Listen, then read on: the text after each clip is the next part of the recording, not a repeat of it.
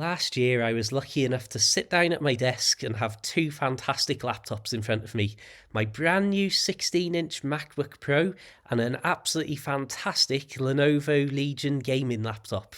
Now, we'll ignore the gaming laptop because that's a totally different kettle of fish, but the productivity powerhouse of the MacBook Pro, especially at 16 inches, is quite a beast of a laptop.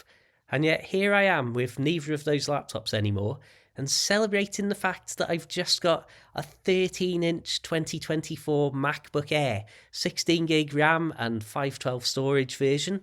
But look, it's connected to a 27-inch 4K LG Ultra Gear monitor. And let me tell you this, after having a lot of laptops and various setups over the years, this might be the best one that I've stumbled on. I've got a pretty unique use case and setup scenario here, so we'll talk about that in just a second, but just want to show you on screen a few practical elements. So firstly, you can see here, absolutely fine editing 4K footage on this thing, and it took me about 18 minutes to export a 4K video file at 60 frames a second. This is all iPhone footage. I'm a hobbyist level YouTuber, basically. Oh, a 13-inch screen might be a little small. Let's see if there's any other options.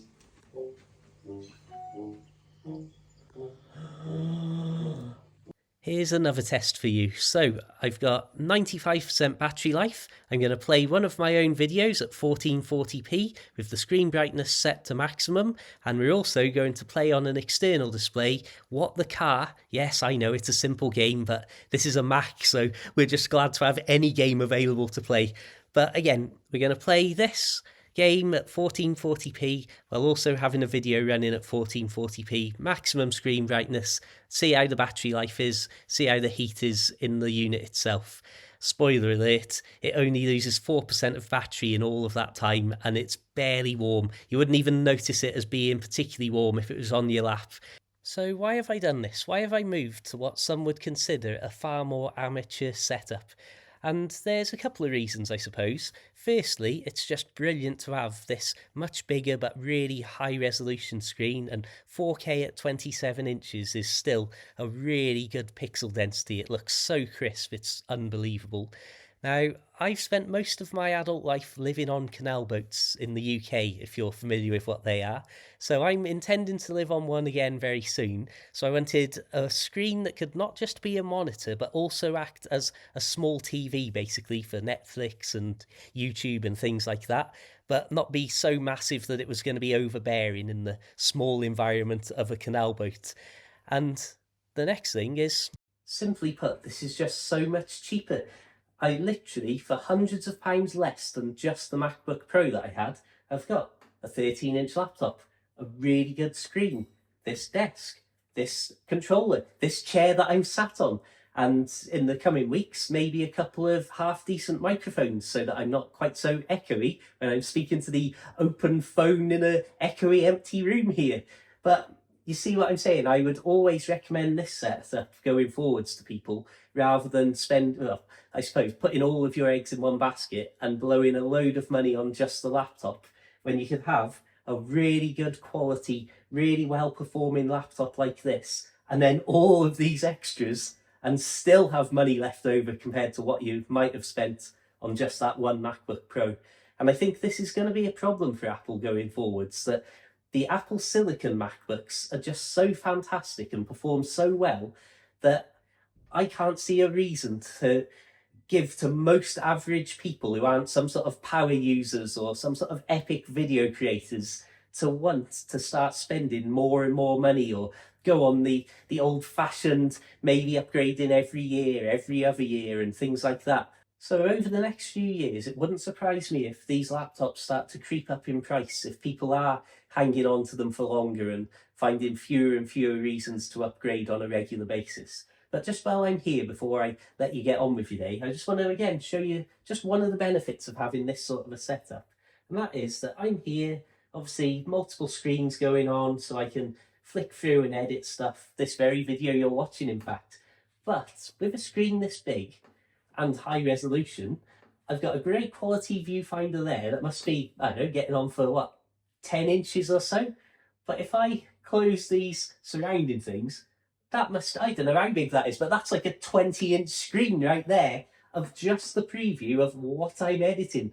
So again, if I was ever going to try and be a bit more professional than I am, which I'm not, it's fantastic. And like I say, the pixel density of this, like just things like the timestamps and that, it's crystal clear. So if we pretend that I'm actually good at what I do, I could be sat here with all of those benefits, making really good, amazing visual creations for everyone to enjoy for generations to come. And then I can literally unplug the laptop, pop it in my backpack, just carry it around in a case, whatever, and have this amazing little laptop that's ultra portable, that feels solid as a rock and performs absolutely perfectly as far as I'm concerned. Yeah, absolutely love this stuff. And I definitely recommend looking into more options than just going, oh, that's the most expensive, therefore that's definitely the best. And also, I want it as a status thing. Great stuff on the desk here.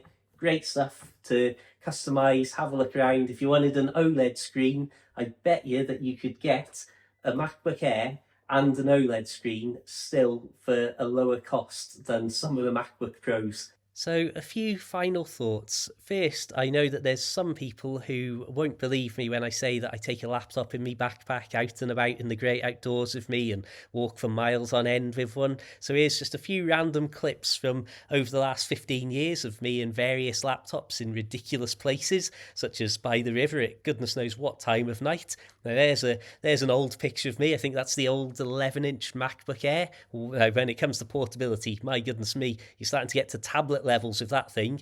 And how is this for really old school? The old white, did they call it the polycarbonate MacBook? But yeah, those were the days, my friends. Anyway, I suppose it's time that we wrap things up as you see me a few years ago with one of the little 13-inch MacBook Pros. Again, there's just so many great laptops they've made over the years. So I hope that those just go some way to illustrating that when I'm trying to dish out this advice, it's not just nonsense because I just happen to have a 13-inch MacBook Air. This is a conscious decision that I've made based on well over a decade of laptop usage and more specifically Apple computer usage. And I was actually very tempted this time around to get one of the M4 Mac Minis and something like maybe a fancy iPad. Not necessarily all the way up to the iPad Pro, but just a high storage, good quality, bigger screened iPad.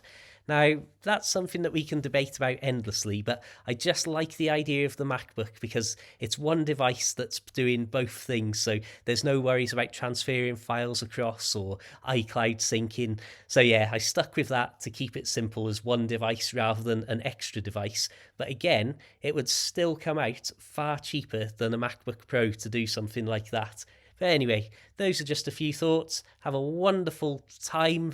Enjoy your computer, whatever you've got. And until the next time, keep it interesting, keep it boat worthy, have a fantastic day. And of course, my friends, farewell.